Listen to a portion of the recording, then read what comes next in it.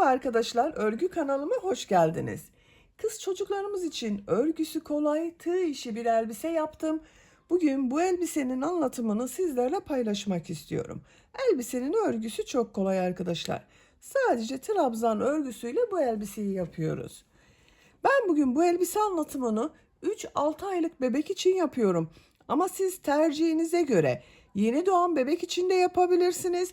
1, 2, 3, 5 her yaş kız çocuklarınız için yapabilirsiniz. Elbise örgüsüne yakadan zincir yaparak başlıyorum. 0-1 yaş için aynı sayıda zincir ile başlayabilirsiniz. Sadece bu arttırma sırasını benim yaptığımdan 1-2 sıra eksik yaparsanız yeni doğan bebek için olacaktır arkadaşlar. Bir sıra fazla yaparsanız 6 aylık bebek için olur.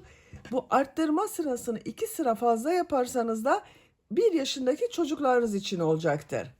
Arkadan düğmeli yaptım bakın. Bu şekilde bir düğme kullandım. Siz tercihinize göre istediğiniz gibi düğme kullanabilirsiniz. Elbise örgüsünde iplik olarak beyaz iplikten 50 gram iplik kullandım. Bu renk iplikten de 320 metre olan 100 gram iplik kullandım. Bu kaldı arkadaşlar. Siz bu elbise örgüsünü istediğiniz marka iplik ve renkleri kullanabilirsiniz. Merserize, kotun her türlü ipliği kullanabilirsiniz arkadaşlar. Tığ olarak elimin sıklığına, iplik kalınlıklarına uygun olarak 5 numara 3 milimetre tığ kullandım. Sizin eliniz sıkıysa 3,5-4 milimetre tığ kullanmanızı tavsiye ederim arkadaşlar. Sıkı örgü yaptığınız zaman yaptığınız örgüler çok sert olur. Bu da bebeği rahatsız edecektir. Bel örgüsünün buraya bakın kurdale taktım. Dantel ve kurdaleyi birlikte kullandım. Siz tercihinize göre bunu yapmadan da kullanabilirsiniz. Bakın çok güzel bir elbise. İpliği tığı hazırlayalım. Hep birlikte bu elbisenin örgüsüne başlayalım. Örgü kanalıma abone değilseniz abone olmayı unutmayın lütfen. Örgü kanalıma abone olmak ücretsiz. Örgü kanalıma ücretsiz abone olup orada bulunan zil şeklini dokunarak açık yaparsanız kanalıma video yüklediğim zaman ilk önce size bildirim gelir. Örgülerimden herkesten önce sizin haberiniz olur.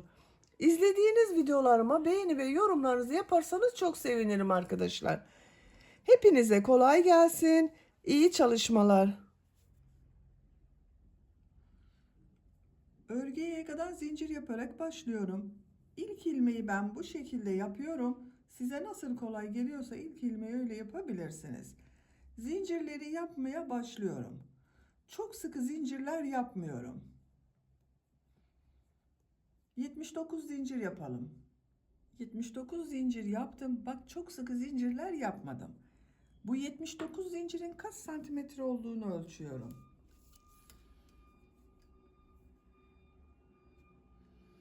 30 santimetre zincir uzunluğu var. İnç olarak da ölçüyorum. 12 inç zincir uzunluğu var arkadaşlar. Benim elimin sıklığına göre 30 santimetre için 79 zincir yaptım. Bu sırada yaka ayrımlarını yapacağız trabzanlarla birlikte. Tığ üzerine iplik alıyorum. 3 ilmek atlıyorum. 1, 2, 3, 4. ilmek içine trabzan yapıyorum. Bu 3 ilmek atladığımda bir trabzan. Buraya 10 trabzan yapıyorum. Bak bu 1, 2, 3, 4, 5, 6, 7, 8, 9, 10. Bak 10 trabzanı yaptım. 2 zincir yapıyorum. Kol bölümü için 18 trabzan yapıyorum. 1, 2, 3, 4, 5, 6, 7,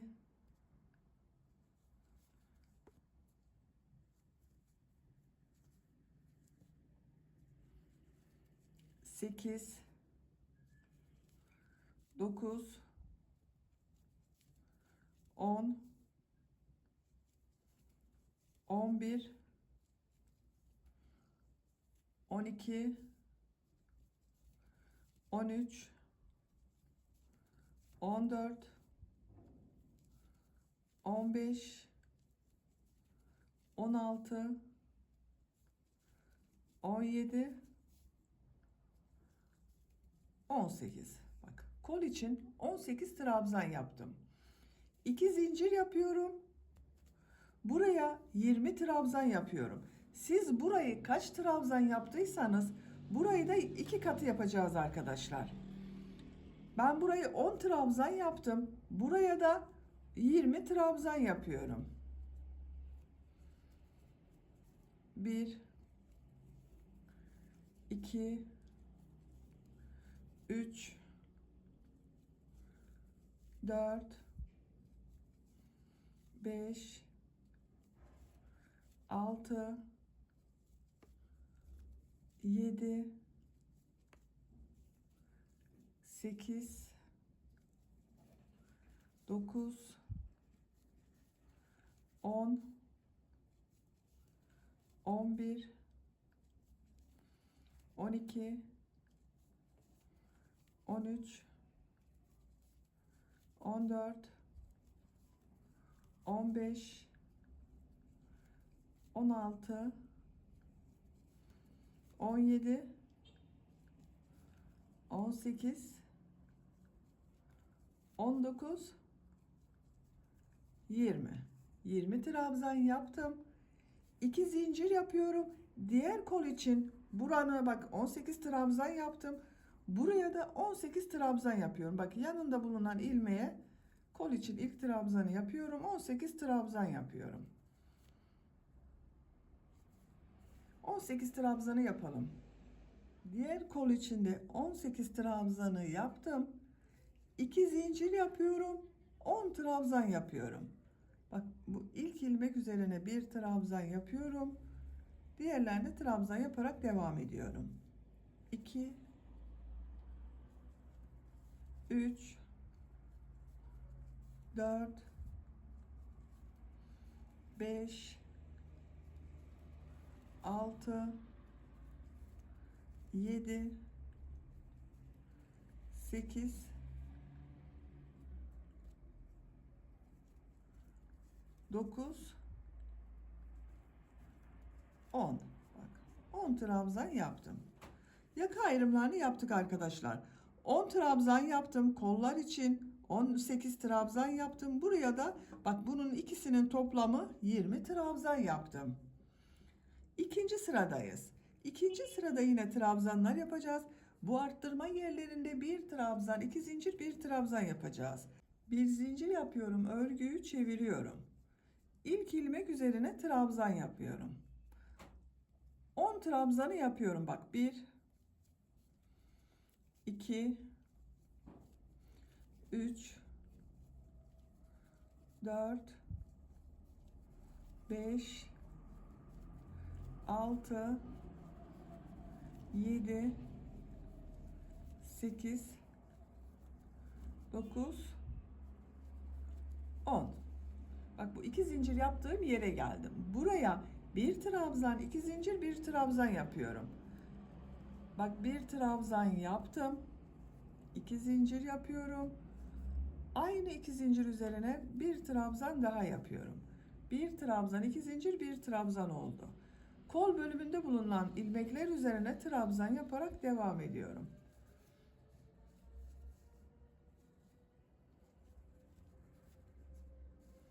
Buraya kadar devam edelim. Kol bölümünde bak trabzanları yaptım. 2 zincirli boşluğa geldim. Buraya yine bir trabzan, 2 zincir, bir trabzan yapıyorum.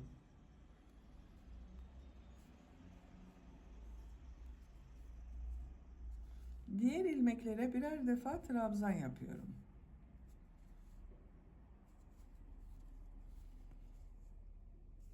Buraya kadar devam edelim. Trabzanları yaptım. Bu iki zincir üzerine yine bir trabzan, iki zincir, bir trabzan yapıyorum.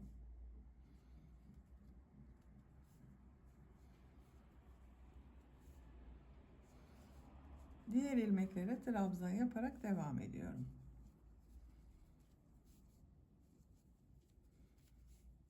Buraya kadar devam edelim. Bu arttırma yerine yine bir trabzan, iki zincir, bir trabzan yapıyorum.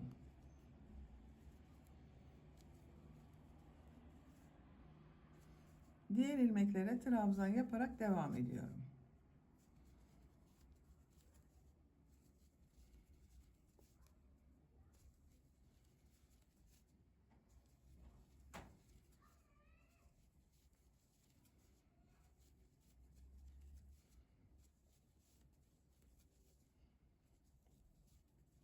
Bak, sıra sonuna kadar yaptım. Burada 3 ilmek atlayarak yaptığım bir trabzan vardı. Bu son zincir üzerine bir trabzan yapıyorum. Bak, burada da yine 2, 4, 6, 8, 10, 11 trabzan oldu. Sıra başında 11 trabzan oldu. 10 trabzan yaptık, bir arttırma yaptık. Burada da 11 trabzan oldu. Bakın arkadaşlar, yakanın şekli böyle. Arttırmalar artık bu bir trabzan, iki zincir, bir trabzan şeklinde devam edecek. Üçüncü sıradayım. Bir zincir yapıyorum, örgüyü çeviriyorum. İlk ilmek üzerine trabzan yapıyorum. Diğer ilmekleri de trabzan yaparak devam ediyorum. Buraya kadar devam edelim. Arttırma yapacağım yere kadar bak, trabzanları yaptım. Bu iki zincir üzerine bir trabzan, iki zincir, bir trabzan yapıyorum.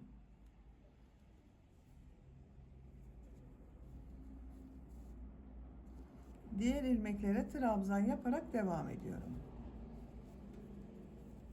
Bakın arkadaşlar, burada yine bir trabzan, iki zincir, bir trabzan yaptım.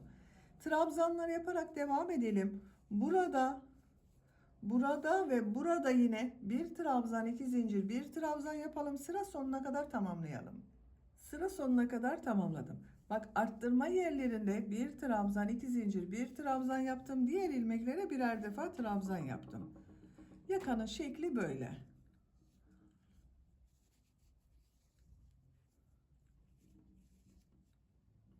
Bakın arkadaşlar, görüntüsü böyle oluyor. Dördüncü sıradayım. Bir zincir yapıyorum, örgüyü çeviriyorum. İlk ilmek üzerine trabzan yapıyorum. Diğer ilmeklere de birer defa trabzan yapıyorum. Buraya kadar devam edelim. Arttırma yapacağım iki zincire kadar trabzanları yaptım. Bu iki zincir üzerine bir trabzan, iki zincir, bir trabzan yapıyorum.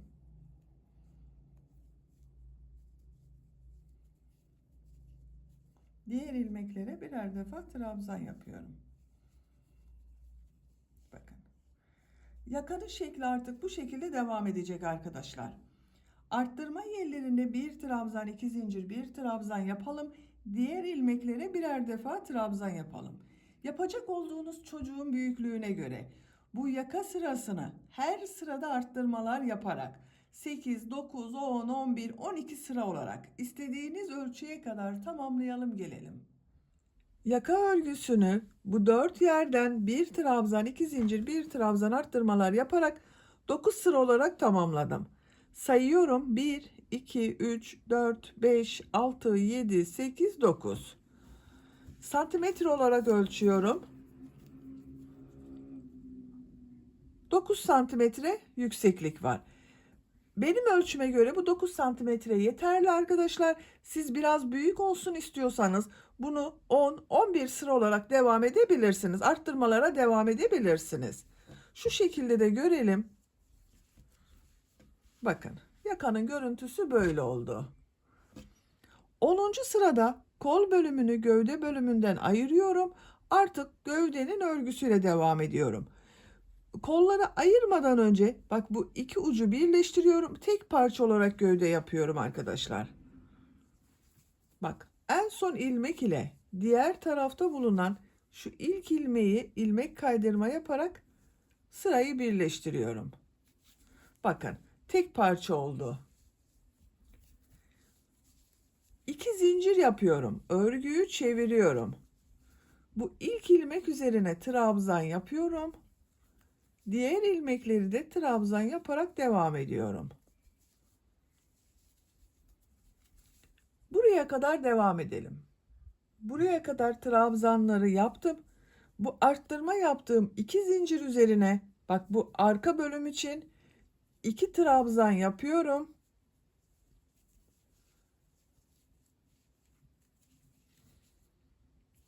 Kol altı yapmak için 3 zincir yapıyorum. Bak çok sıkı zincir yapmıyorum. 3 zincir yaptım. Tığ üzerine iplik alıyorum. Kolda bulunan bütün ilmekleri atlıyorum.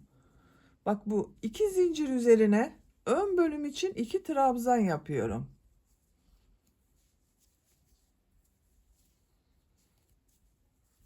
Bak bu 3 zincir ile ön ve arka bölümü birleştirdik. Kol altı yaptık buraya. Diğer ilmekler üzerine birer defa trabzan yapıyorum.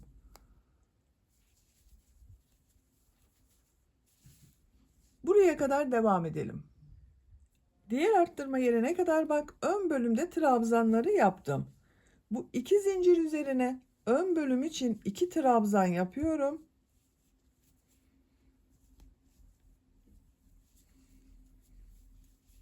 Kol altı için 3 zincir yapıyorum. Tığ üzerine iplik alıyorum. Kolda bulunan bütün ilmekleri atlıyorum. Bu 2 zincir üzerine arka bölüm için 2 trabzan yapıyorum. Diğer ilmeklere birer defa trabzan yapıyorum.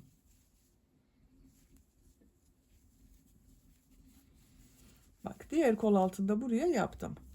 Bu sıra sonuna kadar devam edelim. Sıra sonuna kadar trabzanları yaptım. Son ilmek ile bu ilk ilmeği ilmek kaydırma yaparak sırayı birleştiriyorum. Bakın arkadaşlar bu şekilde oldu. Görüntüsüne bakalım. Bakın. Kol altları için üçer zincir yaptım. Ön ve arka bölümü birleştirdim. Bir sıra daha beyaz renk iplik ile trabzan sırası yapıyorum. 2 zincir yapıyorum. Örgüyü çeviriyorum. İlk ilmek üzerine trabzan yapıyorum. Bu sırada her ilmek üzerine birer defa trabzan yapıyoruz. Bu 3 zincir yaptığımız yere kadar devam edelim. 3 zincir yaptığım yere kadar bak trabzanları yaptım. Burada zincirler üzerine de trabzan yapıyorum. Bak çok sıkı yapmayalım diye onun için söyledim arkadaşlar. Trabzan yapması kolay olsun diye. Bak 1 2 3. Diğer ilmeklere birer defa trabzan yapıyorum. Buraya kadar devam edelim. Zincir yaptığım yere kadar trabzanları yaptım. Bak bu zincirler üzerine de birer defa trabzan yapıyorum.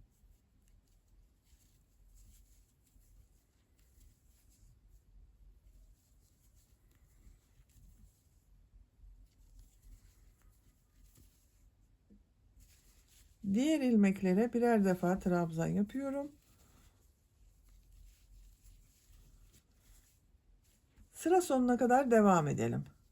Sıra sonuna kadar tamamladım. Son ilmek ile ilk ilmeği ilmek kaydırma yaparak sırayı birleştiriyorum. Beyaz ipliği burada kesiyorum. Modelli bölümü renkli iplik ile yapıyorum.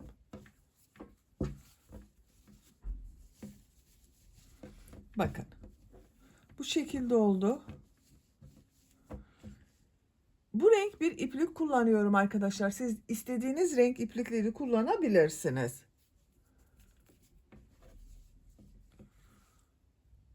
Bu ilk ilmekten ilmek yapıyorum.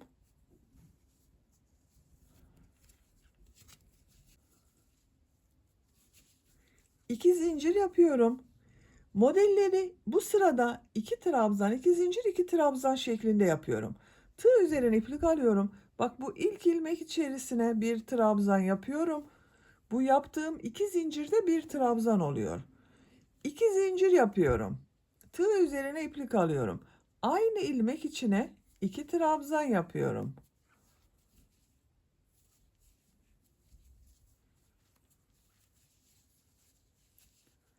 Tığ üzerine iplik alıyorum. 2 ilmek atlıyorum.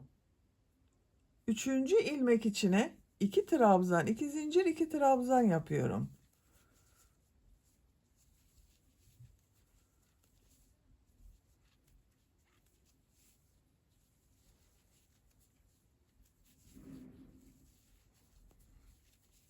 Bak.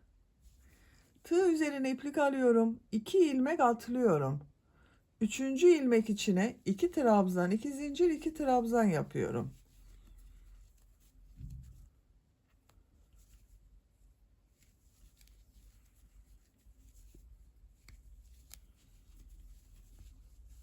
Bu şekilde. Sıra sonuna kadar devam edelim. Sıra sonuna kadar tamamladım. Bak, son model ile bu ilk modeli ilmek kaydırma yaparak sırayı birleştiriyorum. Bu 2 zincir yaparak burada bir ilmek yaptım. Bu ilmeğe bak tığ taktım. İlmek aldım, çektim. Bak, 2 modeli birleştirdim. Bu sırada 2 trabzan, 2 zincir, 2 trabzan şeklinde modelleri yaptım. Şimdiki sırada bu trabzanları 3 trabzan, 2 zincir, 3 trabzan olarak yapıyorum. Bak, bu 2 zincirlik boşluğa ilmek kaydırma yaparak geçiş yapıyorum. 2 zincir yapıyorum. Tığ üzerine iplik alıyorum. Buraya 2 trabzan yapıyorum.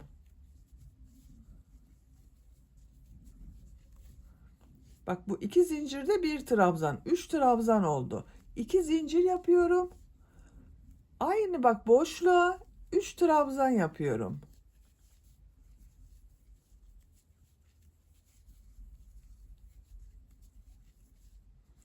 Tığ üzerine iplik alıyorum.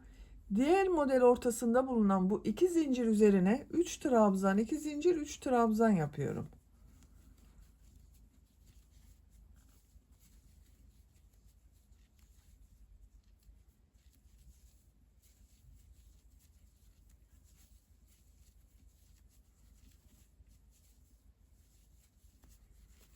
Bak, 3 trabzan, 2 zincir, 3 trabzan yaptım.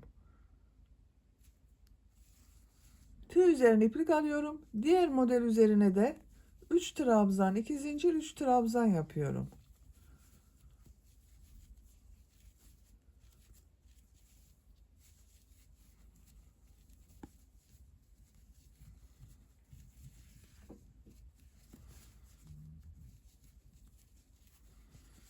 Bakın bu şekilde. Sıra sonuna kadar devam edelim. Sıra sonuna kadar modelleri yaptım. Son ilmek ile bak, bu ilk modeli ilmek kaydırma yaparak birleştiriyorum. Bu 2 zincir yaparak burada yaptığım ilmek ile bak. Sırayı birleştirdim. Bakın arkadaşlar. Bu sırada 3 trabzan, 2 zincir, 3 trabzan şeklinde modeller yaptım. Artık elbisenin örgüsü bu model ile devam edecek. Üçüncü model sırasına geçmek için bak, buraya ilmek kaydırma yapıyorum. Bu ilmekten ilmek kaydırma yapıyorum. 2 zincirli boşluğa ilmek kaydırma yapıyorum. 2 zincir yapıyorum. Tığ üzerine iplik alıyorum. Buraya 2 trabzan, 2 zincir, 3 trabzan yapıyorum.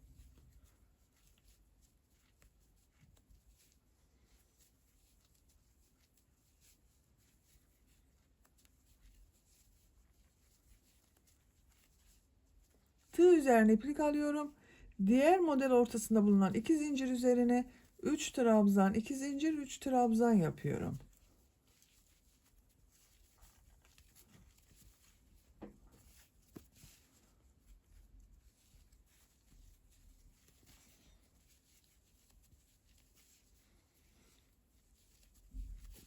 Bu şekilde. Elbisenin örgüsünü 3 trabzan, 2 zincir, 3 trabzan şeklinde modeller yaparak sırayı tekrarlayarak tamamlayalım. Elbisenin etek örgüsünü 13 model sırası yaptım. 1, 2, 3, 4, 5, 6, 7, 8, 9, 10, 11, 12, 13. 14. sıradayım. 14. sırada beyaz renkli iplik ile pıtırcık modelleri yapıyorum. Siz daha uzun elbise istiyorsanız 1-2 sıra model devam edebilirsiniz arkadaşlar. Ben burada bitiriyorum. Bu şekilde bir beyaz iplik kullanıyorum. Bakın ilmek kaydırma yaptım. Burada bitirdim. İpliği kestim. Aynı ilmekten ipliği bağlıyorum. Bir zincir yapıyorum. Tığ üzerine iplik alıyorum. Bu iki zincirli boşluklara 5 pıtırcık modeli yapıyorum. Bir trabzan yapıyorum. 2 zincir yapıyorum. Bu yaptığım trabzanı boşluktan alarak şu şekilde bir pıtırcık yapıyorum. Tığ üzerine iplik alıyorum. Trabzan yapıyorum. 2 zincir yapıyorum. Trabzanı boşluktan alıyorum. Pıtırcık modeli yapıyorum. 5 tane yapıyoruz arkadaşlar bu şekilde.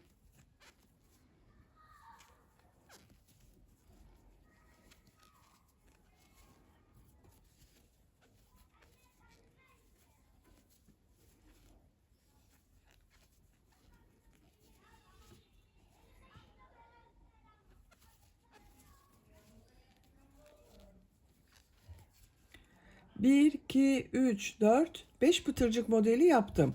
Bir zincir yapıyorum. 2 model ortasına sık iğne yapıyorum.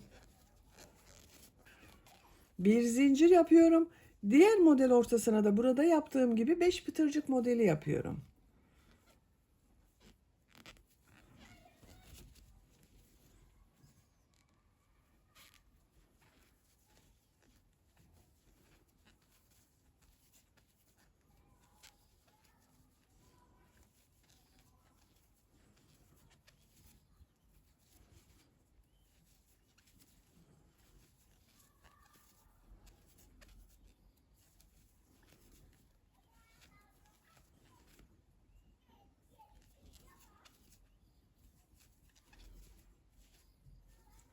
Bir, iki, üç, dört, 5 pıtırcık yaptım. Bir zincir yapıyorum. 2 model ortasına sık iğne yapıyorum. Bakın arkadaşlar, bu şekilde pıtırcıktan oluşan modeller yapıyoruz. Sıra sonuna kadar devam edelim. Modelleri yaparak sıra sonuna kadar tamamladım. Son yaptığım modeli bir zincir yapıyorum. Bu başladığım ilmek ile ilmek kaydırma yaparak birleştiriyorum. İpliği kestim arkadaşlar. Bakın şu şekilde içinden çekiyorum. Görüntüsü böyle oldu. Etek örgüsünü bitirdik. Şimdi kollarını yapalım. Şimdi kolları yapalım arkadaşlar. Bakın kol örgüsünün birisini ben yaptım. Diğer kolun örgüsünü sizinle birlikte yapalım. Kol altından başlıyorum.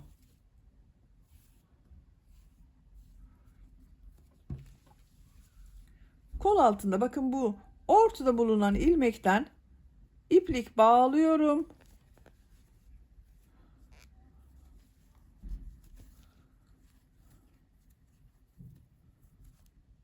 İplik bağladığımız zaman daha sağlam oluyor örgüde arkadaşlar ilmekler.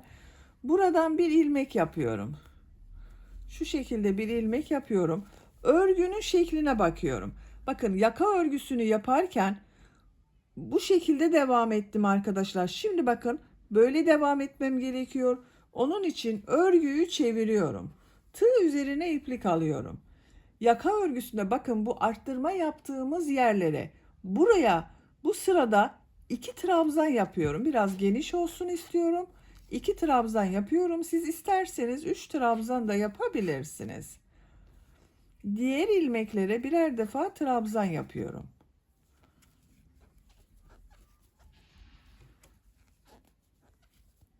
Bakın. Bu arttırma yerine 2 trabzan yaptım. İlmeklere birer defa trabzan yaptım. Sıra sonuna kadar devam edelim.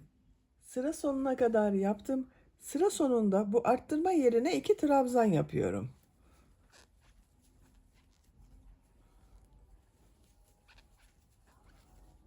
Bu son ilmeği kol altında yaptığım ilmek ile ilmek kaydırma yaparak birleştiriyorum.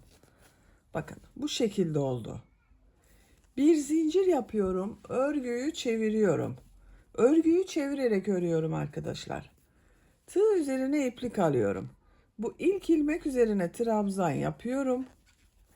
Diğer ilmekleri de trabzan yaparak devam ediyorum. Sıra sonuna kadar devam edelim. Sıra sonuna kadar tamamladım. Son ilmeği ilk ilmek ile ilmek kaydırma yaparak sırayı birleştiriyorum. Bakın arkadaşlar, bu şekilde oldu. Bir zincir yapıyorum. Örgüyü çeviriyorum. Örgüyü çevirerek devam ediyorum. Burasıyla farklı görünmesin diye örgüyü çevirerek devam ediyorum. Bakın, düz devam etmiyorum. Tığ üzerine iplik alıyorum. İlk ilmek üzerine trabzan yapıyorum. Diğer ilmekleri de trabzan yaparak devam ediyorum. Her ilmek üzerine bir trabzan yapıyorum. Sıra sonuna kadar devam edelim. Sıra sonuna kadar tamamladım. İlmek kaydırma yaparak birleştirdim. Bir zincir yapıyorum. Örgüyü çeviriyorum. Bu ilk ilmek üzerine trabzan yapıyorum. Diğer ilmekleri de trabzan yaparak devam ediyorum. Sıra sonuna kadar devam edelim. Son ilmek ile ilmek kaydırma yaparak birleştirdim. Görüntüsüne bakalım. Bu şekilde oldu. Başlangıçtan itibaren kaç sıra olduğunu sayıyorum. Bakın, yakanın buradan 1, 2, 3, 4, 5, 6, 7, 8, 9, 10, 11, 12, 13 sıra oldu. Bakın, kol örgüsü buraya kadar 13 sıra oldu. Burada trabzan sırasını bitiriyorum. Bir sıra sık iğne yapıyorum. Sık iğneyi yaparken arada ilmek atlama yaparak bu kolu biraz daraltmak istiyorum. Bir zincir yapıyorum. İlk ilmek içine sık iğne yapıyorum. Bakın, bir ilmek atlıyorum kesme yapmak için. İkinci ilmeğe sık iğne yapıyorum. 3 sık iğne yapıyorum. Bak, 3 ilmek üzerine sık iğne yapıyorum. Bakın, 3 sık iğneyi yaptım. Bir ilmek atlıyorum. 3 ilmek üzerine sık iğne yapıyorum. Bir ilmek atlıyorum. 3 ilmek üzerine sık iğne yapıyorum. Bir ilmek atlıyorum. 3 ilmek üzerine sık iğne yapıyorum. Ben biraz dar olsun diye arada ilmekler atlıyorum arkadaşlar. Siz bu genişlikte olsun istiyorsanız hiç atlama yapmayabilirsiniz. Her ilmek üzerine sık iğne yapabilirsiniz. Sıra sonuna kadar devam edelim. Sıra sonuna kadar tamamladım. Bu sırada arada birer ilmek atladım. Bakın arkadaşlar, 3 tek yaptım, bir atlama yaptım. 3 tek yaptım, bir atlama yaptım. Bu genişlik tercihinize göre, siz hiç atlama yapmadan da yapabilirsiniz. Bakın, şu genişlikte bir kol elde ediyorum. Bu son yaptığım ilmeği ilk yaptığım ilmek ile ilmek kaydırma yaparak birleştiriyorum. Bakın, görüntü böyle. Bu sırada son sırayı yapıyorum. Pıtırcık modelleri yapıyorum. 2 zincir yapıyorum. Aynı ilmek içine sık iğne yapıyorum. Bir ilmek atlıyorum. İkinci ilmek içine bir sık iğne, 2 zincir, bir sık iğne yapıyorum.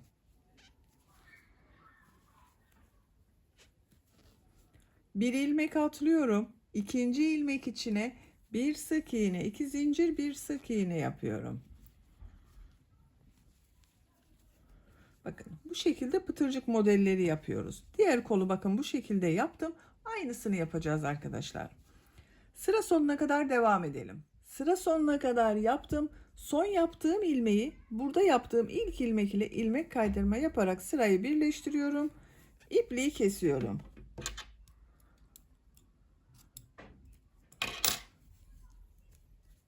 Bakın arkadaşlar, kolucu böyle oldu. Çok güzel oldu. Diğer kolu ben yaptım zaten. Siz de bu kolu yaptığımız gibi diğer kolun örgüsünü yapabilirsiniz. Görüntü çok güzel. Şimdi bu yaka çevresinde de bir sıra sık iğne yapıyorum. Yakanın buradan başlıyorum. Buraya bir ilmek yapıyorum. İlk önce buraya bir düğme iliği yapıyorum arkadaşlar. Buraya düğme dikeceğiz. Buraya düğme iliği yapıyoruz. Şu şekilde bakın, bir zincir yaptım, sağlamlaştırdım. Düğme iliği için 6 zincir yapıyorum. 2, 3, 4, 5, 6. Aynı ilmek içine sık iğne yapıyorum. Bu zincir sayısı buraya dikeceğiniz düğmeye göre değişir. Bakın, ben bu şekilde bir düğme dikiyorum. İçinden geçiriyorum. Bakın, tam denk geliyor. Siz bunu 5 yapabilirsiniz, 7 zincir yapabilirsiniz. İlmekler üzerine sık iğne yaparak devam ediyorum. Her ilmek üzerine bir sık iğne yapıyorum. Bakın düğme iliğini buraya yaptık. İlmekler üzerine sık iğne yaparak yakanın diğer uç noktasına kadar devam edelim. Yaka çevresinde sık iğne yaparak sıra sonuna kadar tamamladım. İpliği burada kestim arkadaşlar. Burada bitiriyorum. Şu şekilde bakın ilmek içinden çekiyorum. Düğme dikmek için bu ipliği bıraktım. Bakın buraya düğme iliği yaptık. Buraya da düğmeyi dikeceğiz. Şu şekilde kullanacağız. Böylece elbisenin örgüsünü bitirmiş oldum. Bakın. Etek bölümü bu şekilde oldu. Çok kolay ve güzel bir elbise oldu.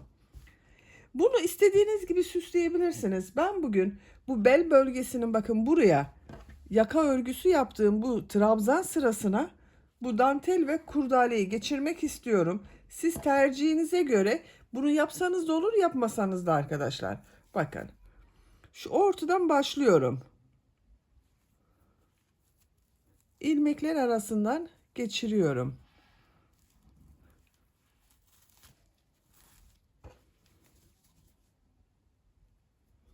Şu şekilde çekerek tığ yardımıyla çekebiliriz. Bakın. Görüntü böyle. Bu şekilde çevresinden geçirerek buraya kadar tamamlarız, bitiririz arkadaşlar. Elbisenin bitmiş olarak size ölçülerini söylüyorum. Kol altından gövde genişliğini ölçüyorum. 22 santimetre. Yüksekliğini ölçüyorum. Etek yüksekliğini ölçüyorum. Kol altından yükseklik 22 santimetre. Omuzdan itibaren tam yüksekliğini ölçüyorum. Etek ucuna kadar olan yükseklik 33 santimetre. Bu ölçüde 3-6 aylık bebek için güzel bir ölçü oldu. Bu etek yüksekliği benim tercihime göre böyle yaptım arkadaşlar. Siz bunu daha uzun veya daha kısa olarak yapabilirsiniz. Örgü anlatımının sonuna gelmiş oldum. Beni dinlediğiniz ve izlediğiniz için hepinize çok teşekkür ederim. Örgü kanalıma abone değilseniz abone olmayı unutmayın lütfen. Örgü kanalıma abone olmak ücretsiz.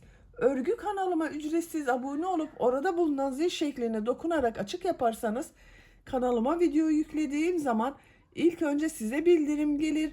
Örgülerimden herkesten önce sizin haberiniz olur.